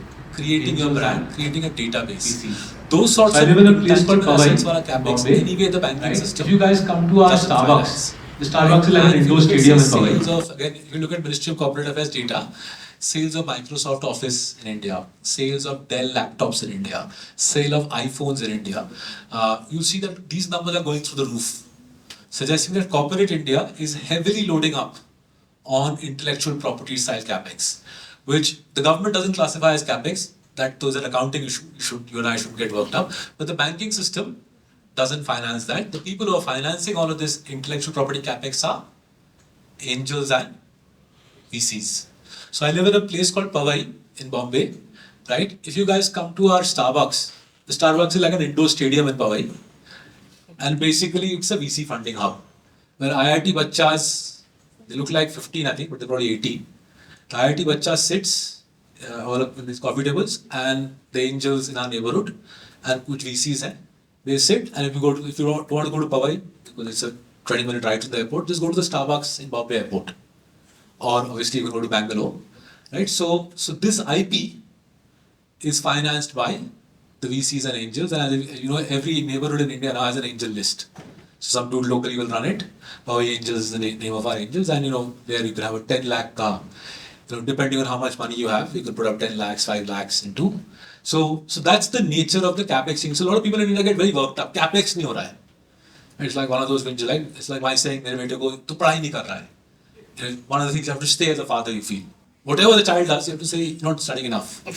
So at the economy level, you have to say capex nahi ho raha hai. But actually there is no evidence to say capex nahi ho raha hai. Capex actually solid ho raha hai. Right? You saw the data, road network, airline network, and most importantly, the capex which matters in today's world is no longer more roads and more power plants. What matters is the IP wala, intellectual property wala, where we are doing a pretty decent job. I think we'll do an even better job as cost of capital keeps falling. Sir. Yeah, hi Saurabh, Aditya. Aditya this side, thank you for the lovely session. I just want to hear what's your take on the entire electric vehicle space, because it's a very interesting space that is. So no competitive advantage, no paisa. So in business, right, your and my job is not to, we can celebrate hype, we can have like Diwali party, we can have a hype party around EVs, but for you and me to make money, you need to see players who are Bahubalis. Bahubali means the player who can charge 10, 20, 30, 40% extra without the customer having any problem. I haven't seen that player in Indian EV. We've spotted some dude in South India. We're doing some more research on that dude in South India. But by and large, the EV players in our country, sab same cheez karte hain, which is generally true for most things in our country. One person will build a power plant, soon everybody wants a power plant. One person will take an NBFC license, soon everybody wants it. One person launches EV, sabko EV karna hai. Right? So that usually tells you none of them will make any money. You shouldn't discourage them. Let them go ahead so that we all get cheap EVs. Right? But don't invest in them unless you have reason to believe that they have Titan wala story. They have something unique which the competition doesn't have. Right? Which will allow them to charge extra without the customer minding. So, this aspect, right? You guys are, the CA. So, Peter Thiel ka 0 to 1 padhiye. Simple book. You'll read it in one evening. If you don't want to read the book, go to YouTube. There's a video that he's done called Competition is for Losers. 1 hour video clarifies your brain enormously. Right? Most standard thinking in business is rendered obsolete by that book. We use that thinking to launch Marcellus. Peter Thiel 0 to 1. If you read the book and watch the video, though nothing like it. It's like a master class in understanding how to identify monopoly opportunities. Remember again, the monopolist will not come to you and tell you, I'm a monopolist. He will hide the monopoly. Right? The crook will overstate the monopoly, and therefore the crook will be overvalued. The monopolist will be undervalued. That is why the stock market is a great place to make money. The crook will overplay his credentials. That's why I guarantee you most of the people you know as Indian promoters, they're actually not making any money. It's a natak. The monopolist, I gave you examples, no? I gave you examples of colossal monopolists that you didn't know. But that's the nature of the monopolist. He deliberately keeps it like that. Right? So let's do another example. Every time you have a biscuit or a cake in India, every time, every biscuit, every cake in India, the emulsifier is made by one guy, just one guy. All the biscuit, all the cake. Fine Organics. This time people knew.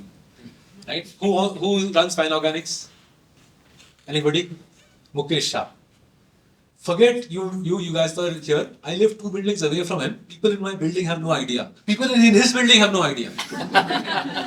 Right? Because he does not want people to know that he's worth 1.5 billion, compounding at 30%. He doesn't want people to know that. He's not interested. And that is the person you and I are looking for. The person who's running a colossal monopoly with incredible pricing power.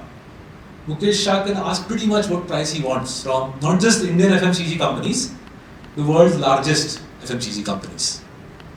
right? As he told me 3 months ago, he said, Saurabh, 1972 में शुरू किए, पहले हम माल बेचते थे, ठेला गाड़ी में बेचते थे, फिर हमारा माल ट्रक में जाने लगा, फिर हमारा माल जहाज में जाने लगा, अब हमारा माल प्लेन पे जाता है, right? 10 साल बाद क्या होगा पता नहीं Saurabh, but this is our evolution, right? So this aspect of business, right? A lot of people will say telecom करना चाहिए क्या? Somebody else, metals में time है क्या? IT services करना चाहिए क्या? EV is a good example, right? The sector doesn't have that much meaning. What has meaning is the monopolist. The monopolist inevitably will be unknown, right? And that's where the money is to be made. That's why the book is called Diamonds in the Dust, right? The dust is the stock market. 6,000 companies listed. 20 companies make all the money in the market. Last 10 years, the Indian stock market has created $2 trillion of wealth, right? 1 trillion market cap, 3 trillion, right? 80% of the 2 trillion has come from 15 companies. 80% of 2 trillion, 15 companies, right? Next 10 years, it'll probably create at least 2 trillion. I reckon it's not even going to be 15 this time. It's probably a dozen, right? Diamonds in the dust, right? The dust will be overhyped. The diamonds will keep them out shut. ठीक है जी. So you're talking about India's growth. Yes, sir. And you're just mentioning just fixing the leakages and things like that. Yes, sir. Just working on our negativities, we'll be able to grow, right? Most of the points which you're mentioning are fixing the removing our negativities, like the leakage removal, things like that. Okay, once that is being done, how do we see ourselves? Once the leakage is fixed, Right. Once it's fixed, how do we see ourselves? How are we going to? Right. Very cleverly done question. Right. Normally people focus on the leakages. Very cleverly inverted. You're saying once the leakages are gone, what happens then? That's point number one. Point number two is how do we compare ourselves in a country and other countries? We're just talking about only in India. In terms of competitive advantage against the world, how do we place ourselves? Right. So let me try my best. These are tough questions. It's out of syllabus, but I'll try.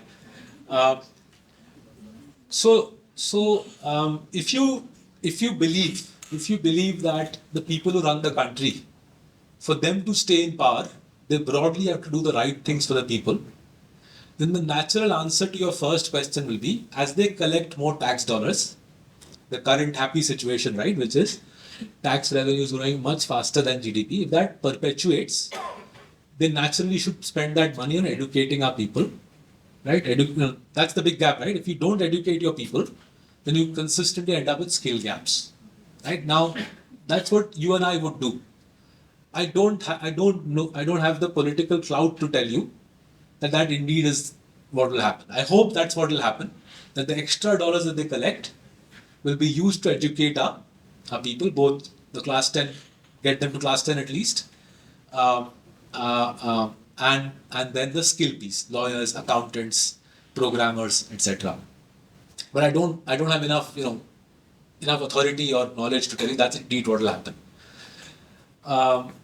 Your second question was, just repeat that please.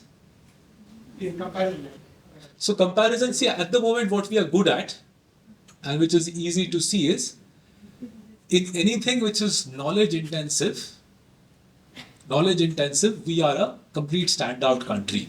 So if you look at what's happening in the West, it's at one level a tragedy.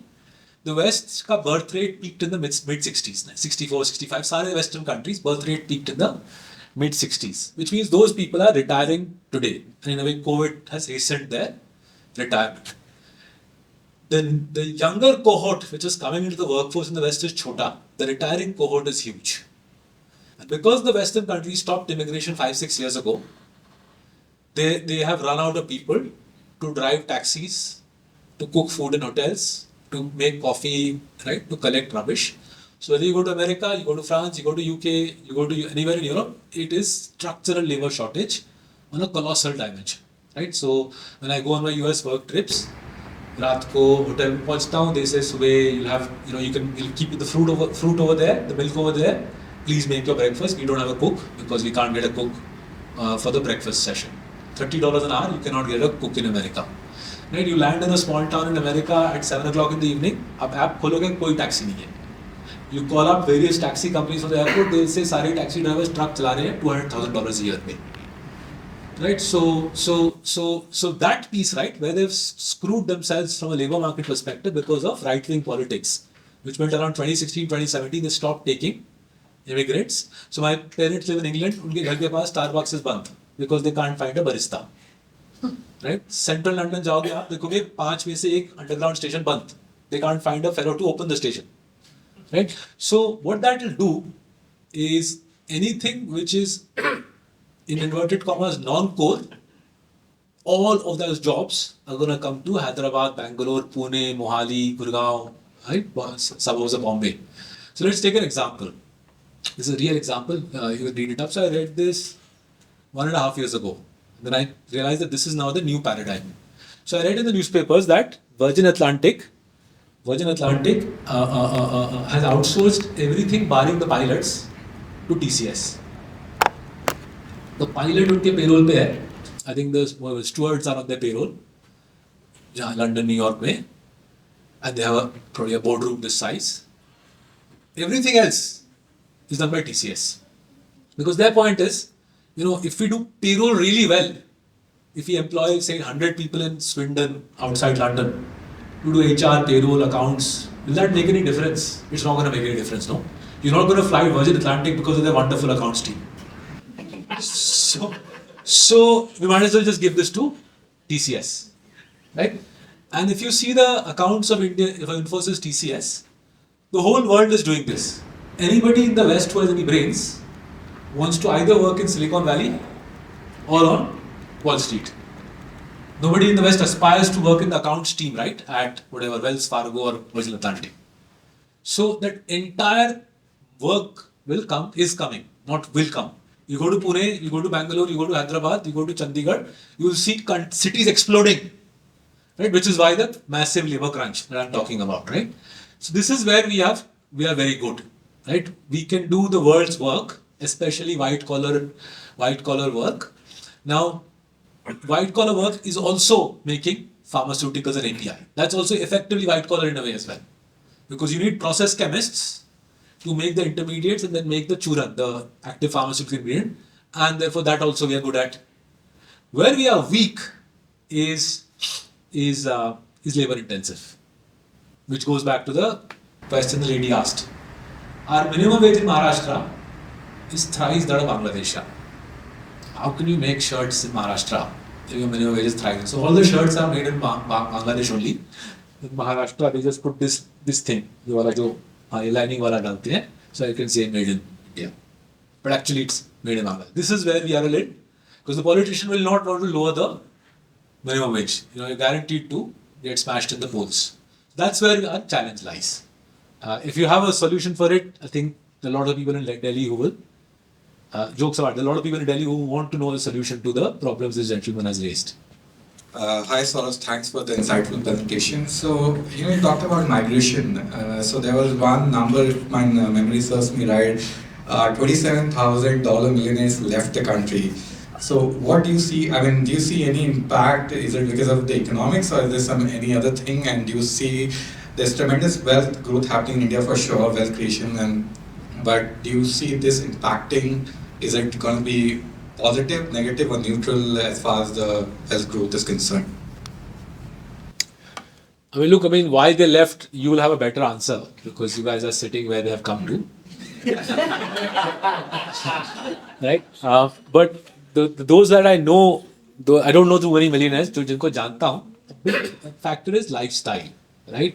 Because it's great fun to live in India because the growth is insane, but obviously lifestyle here is far better, right? So, air, quality of schools that your kids go to, cleanliness, etc. It's an easier environment to live in. Whereas, I'm sure everybody knows Bombay mein traffic kaisa hai and Bangalore mein traffic kaisa hai. So part of it, I think, is the lifestyle. But I think part of it is also a degree of escapism, right? Escapism cues. So think about it, right? How do humans behave? We behave through imitation. Right? Why am I wearing, trousers and shirt? Because I know everybody else also wears trousers and shirts. It's very difficult to be original, right? And that's in a way, again, back to Thiel. It's very difficult to be an original thinker on any matter, including the lifestyle I live, what I drink for coffee, the way where I go on holiday. So because for decades, for as long as I can remember, our aspiration has been to stay abroad, right? Most of my entire family, pretty much, barring my wife, myself, and our bachas, lives abroad. So my cousins abroad, if they move to India, they could make a very good living in India, right? They're well-qualified doctors and software scientists and so on. But their point is, A, we are comfortable. Western lifestyle, Singapore lifestyle is very comfortable, right? You have a great, this is a lovely city. Obviously, India cannot give you this quality of life. And B, there's a glamour, there's aspiration associated with living abroad. I think both of those play its role. I think at the margin there might be some tax angle where कुछ capital gains tax यहाँ पे नहीं है ना, ऐसा कुछ है, right? So if I set up Marcellus in India, in Singapore, and then if say when somebody buys Marcellus, I think if it was incorporated here, I wouldn't pay. Right? This is the right question to ask this group. Capital gains tax नहीं देना पड़ेगा. So at the margin, those sorts of thinking also kick in. I think the bigger drivers are quality of lifestyle that you get here, and the mimesis. इसको mimesis बोलते हैं. The reason I want to wear a Rolex is not because I have any great understanding why Rolex is a better watch, but because everybody I know says Rolex is the watch to wear, and when people wear a Rolex, they put it on this side rather than what I've done, which is hiding my watch from you. Right? So that's how people think, right? You want to live in Pedder Road or Malabar Hill because that's where all the movers and shakers live. You have no idea whether living in Malabar Hill actually is the great idea, but because that's what aspiration demands, you want to do that. So that's how high, and especially high achievers, are very prone to this sort of thinking. So there's a double play. Maybe at the margin, the tax angle also kicks in. Now, is it a devastating loss for the country? I think in the pre-information age it was, because once the millionaire moved abroad, the country stopped benefiting from his or her skills. But from what I now see, people living in Singapore are as much a part of the Indian economy as people living in Bombay. So in that regard, the knowledge drain is less painful than it was. But if I look at it from India's perspective, I think it's worth the government trying to put its mind to what can we do to encourage more people to stay in India and build the Indian ecosystem rather than them migrating abroad, whether it's Dubai, London, New York, or Singapore. Thank you. Already made a disclaimer that this kind of respect from So what I now see, people living in Singapore are as much a part of. Can establish a relationship between the capital market movement and as well as the poverty reduction in any economy. You said, do capital markets correlate to economics? The capital markets follow the economy, right, in that regard? No, I'm saying, let's say, 15 companies are still progressed. Yeah. Total capitalization of it. Yeah. I mean, Yeah. So that's easy. So if you read, so there's a couple of, if you want to read, the book to read is The Rise and Fall of American Growth. Right? It's a book called The Rise and Fall of American Growth. It explains how that period, 1880 to 1930, basically 20 American barons drove the American economy. Right? So if you want to read one case study, the world's largest economy, effectively 20 industrial houses, right? Jimmy Morgan, Carnegie, Rockefeller, उस पैसे 20 लोग, they basically drove America's industrialization. दूसरा है, if you see Japan today, it's 15 conglomerates effectively run the country. Korea, 5, right? Korea का chai balls, 5 chai balls. So there are, the case of Japan, in front of you and me, 15 conglomerates rose.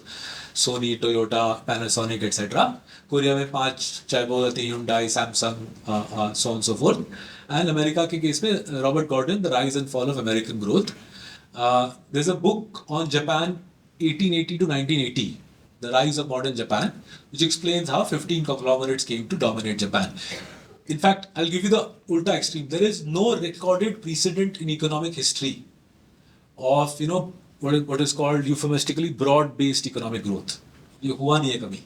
Other than in people's socialist fantasies, this broad-based economic nonsense has not happened. Right? By definition, economic development is, as I said, the transference of economic power from the many and the weak to the few and the strong. That's why this is not pretty. This also goes back to why people might be migrating. Even in Germany? Even in Germany, a few conglomerates, even today, right? Germany is fundamentally dominated by a few large companies. The Mittelstand, the mid-cap companies, the equivalent, actually, Fordler is a classic Mittelstand.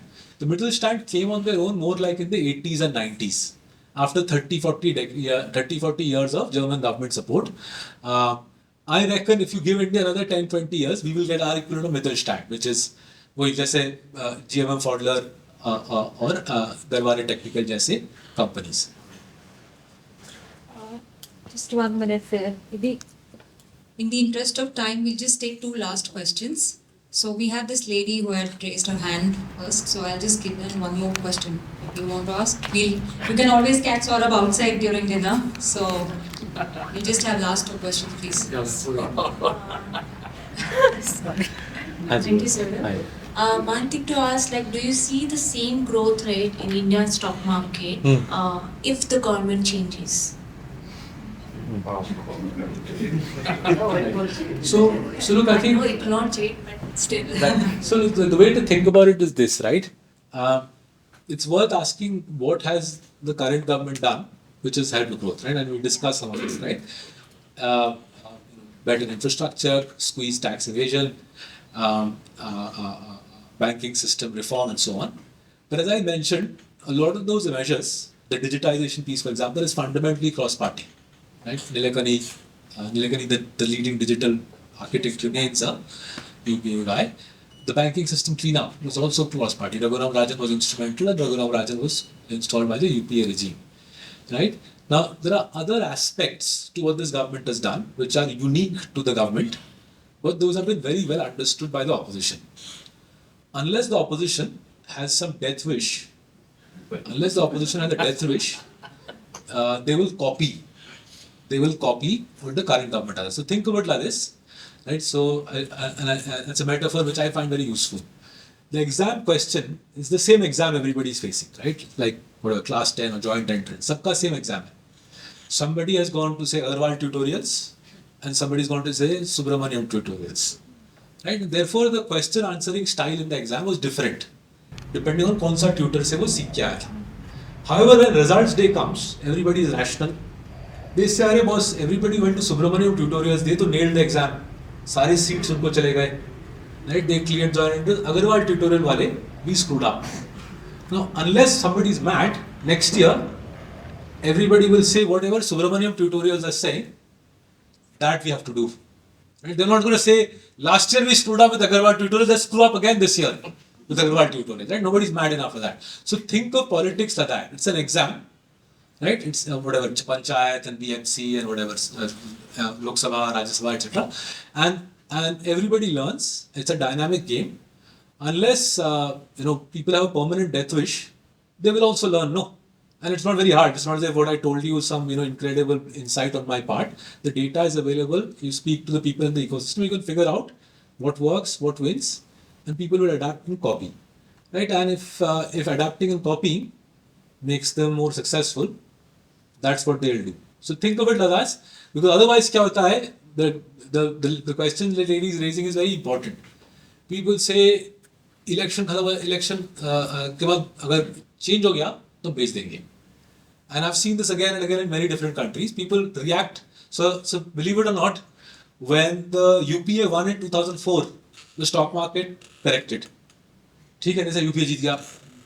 Then when the UPA won in 2009, the stock market rallied. Right? Same, within 5 years, the stock market corrected when the UPA won.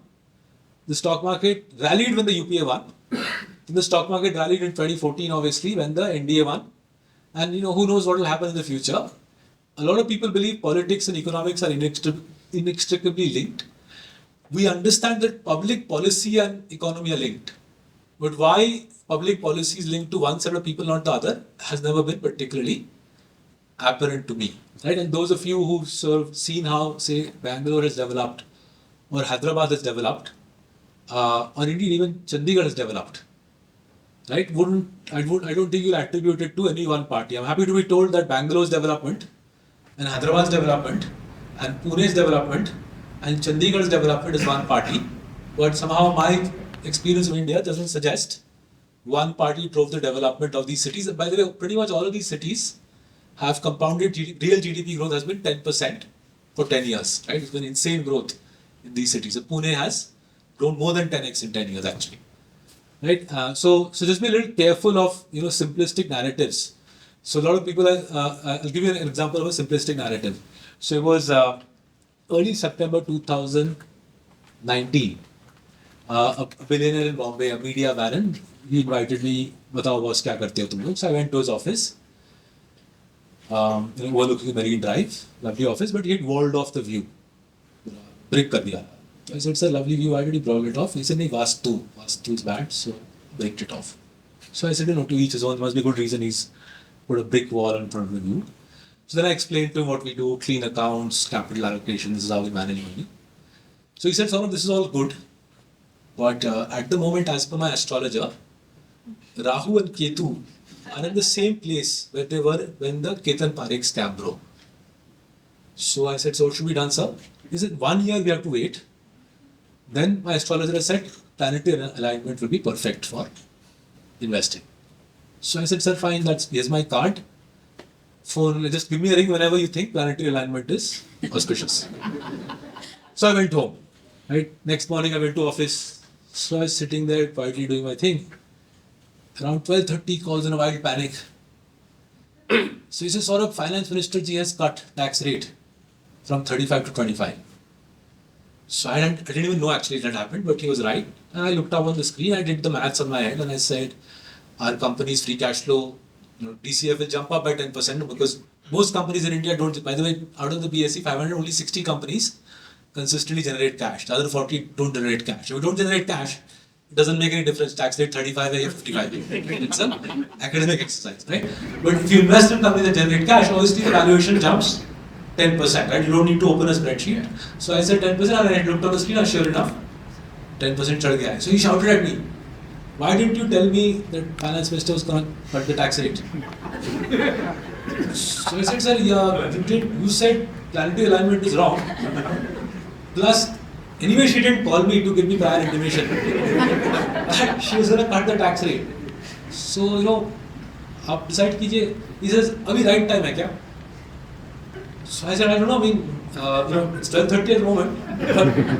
अब आपको क्या आप बताइए आपको कब आना है, right? हमको तो कभी right time समझ नहीं आया, right? And therefore, this whole mentality, sarkar, tax rate, routine, Federal Reserve, I've never quite got my head around it.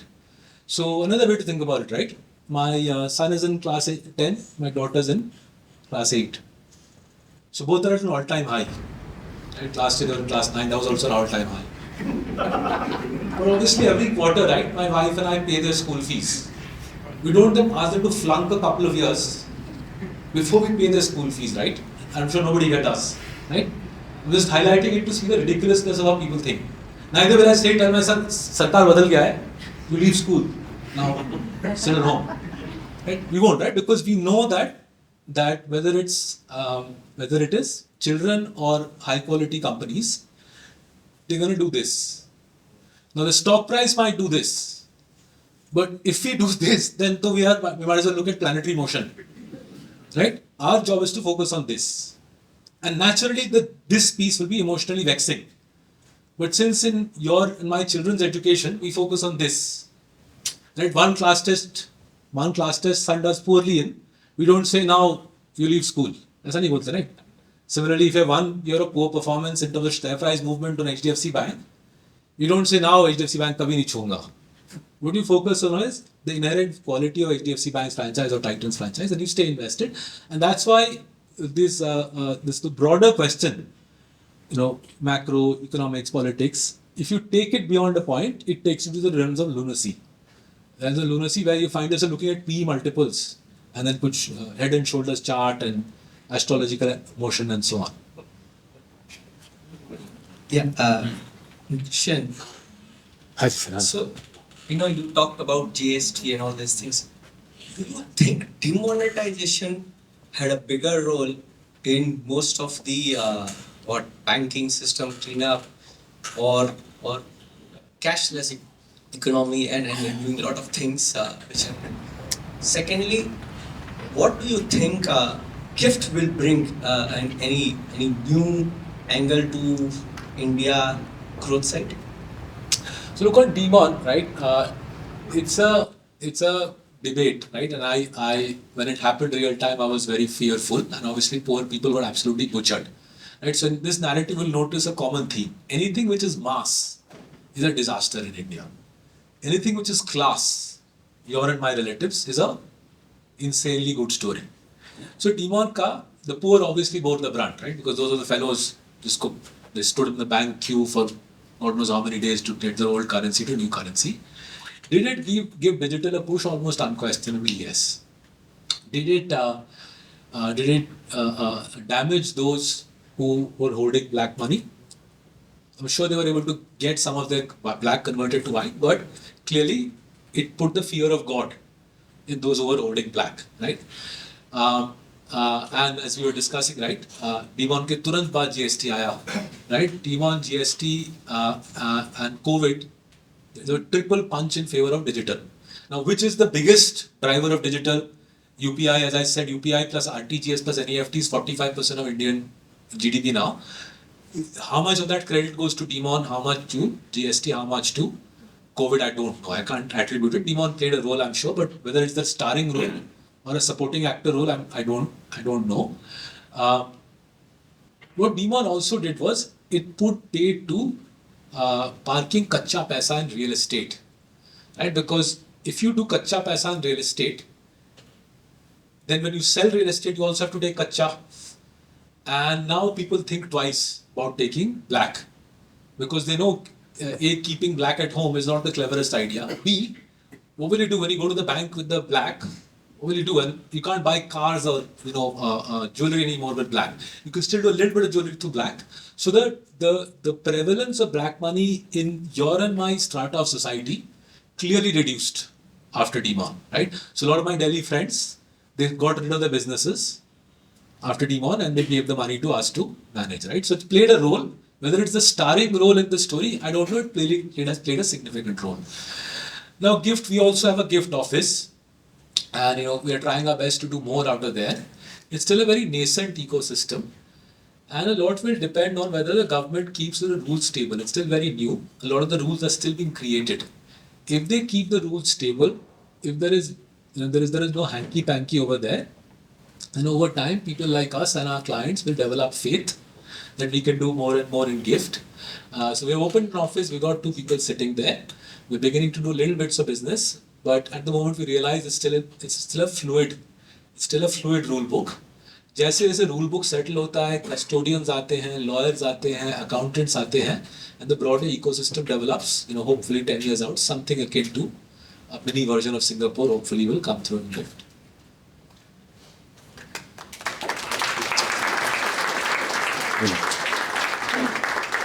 Thank you, Saurabh. Thank you, everybody. It's been a lovely audience. Thank you for the patient listening. Now, I would like to request Ramky and also our past chairman Pawan to please hand over the gift and certificate of appreciation to our speaker today. Thank you, sir. Thanks, Ramky. Thank you, sir. Right. On a weekday evening to see so many people, it was deeply humbling. Thank you for making the effort. वो काफी tough सवाल है. You guys are very good thinkers. काफी left field वाले सवाल. So this is a box of chocolates. Thank you, sir. Thank you very much.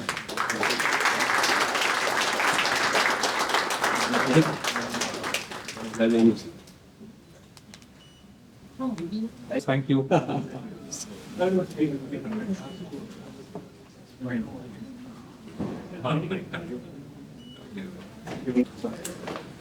Wow. I've been part of many knowledge series and professional sharing sessions over last 8 or 9 months post-COVID.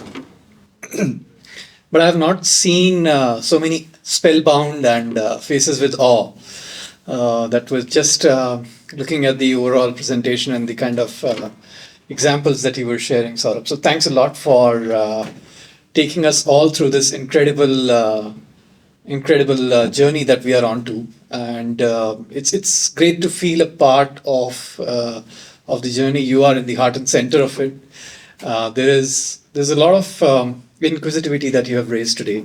Thanks a lot for making this, and I know that you have specially come for us for this particular session, and the audience here have taken out time. So thanks a lot to the audience. Thanks a lot to Saurabh, and thanks a lot to Marcellus for and then your team especially, because we know that there are fellow chartered accountants over there and other team members who are putting all this stuff up. So we'll see you all.